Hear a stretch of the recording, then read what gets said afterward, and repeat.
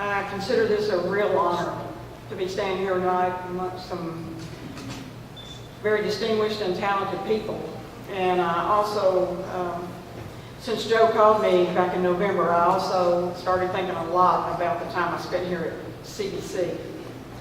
And I must say, looking back on the time I was here, I think God really blessed me.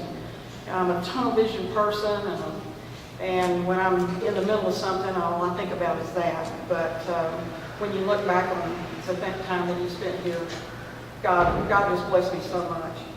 I think about our athletic department. It was very small, but the people in it were amazing.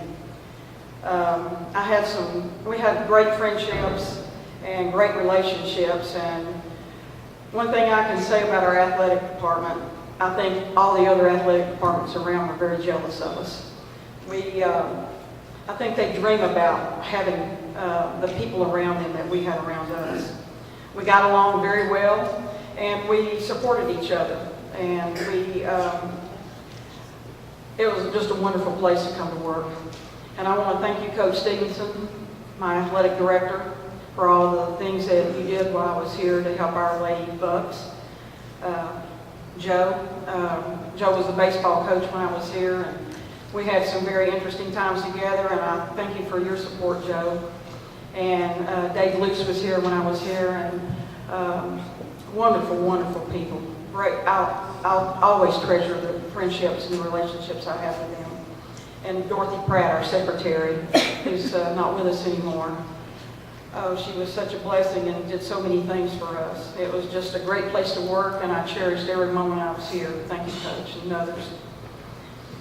Now, I think back to the brothers, and not being Catholic, it was a different experience for me, but wow. They were always at our games. I could look up in the stands, and there would be many of them in there. They were always sending me encouraging notes. I rarely had a week go by that they didn't send me something that just encouraged me to keep on keeping on.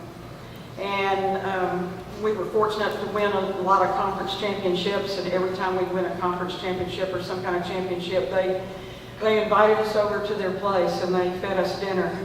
And I must tell you, myself and the girls looked so forward to those times. They were things we'll never forget. And I have to talk about the athletes. Mary's here with us. Mary played volleyball for me. I spent a lot of time with Mary because she was also the equipment manager for our basketball team. So I spent the entire year with Mary. Thank you for coming, Mary. And I just can't tell you enough about the awesome women that play ball here.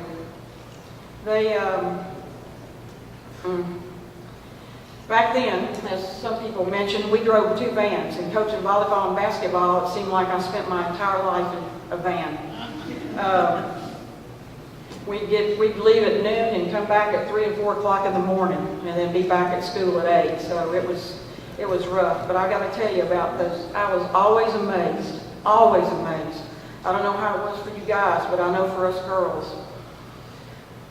I would drive 4 or 5 hours somewhere, and every one of the girls in the van would have their books out in their lap, and they'd study all the way up there.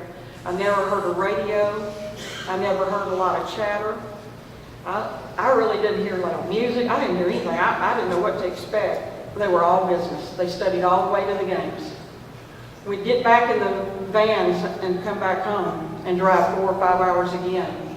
And all I could see were these little bitty lights. They'd have little bitty lights hooked to their books, and they'd study all the way back. I'll be honest with you, as a student athlete myself, I didn't do that. So, one thing I never worried about the whole time I was here, I never worried about it, is they always made their grades. I never worried about any of them about them not being eligible to play. Never had one like that. They all were always eligible to play. They were not only great scholar athletes, but they were fine young women. And I'm going to tell you right now, I think they taught me so much more than I ever taught them. I learned a lot of lessons from them, and if I ever accomplished anything at all while I was here at CBC, It's because of them and their commitment to their sport and their commitment to the school. And they're wonderful, wonderful women, and you can be proud of them. And now my family. One of the greatest blessings God's ever given me is my family. I'm the oldest of 5 girls, and 2 of them are here with me tonight, and thank you so much for being here. I have lots and lots of nieces and nephews and grandnieces and nephews. I think I have the greatest family on earth because they've always supported me. They've always loved me. They've always stood behind me and lifted me up when I needed to be lifted up. They've always just been the perfect example of what a family should be. And I'd like to thank my family for being here, and my extended family, and my friends, because, without you, nothing could be possible. Thank you for standing behind me. And to close, I'd just like to say thank you to all of you once again. And I consider this a very great honor. And it's not one that I take lightly. I will cherish it always. Thank you so much.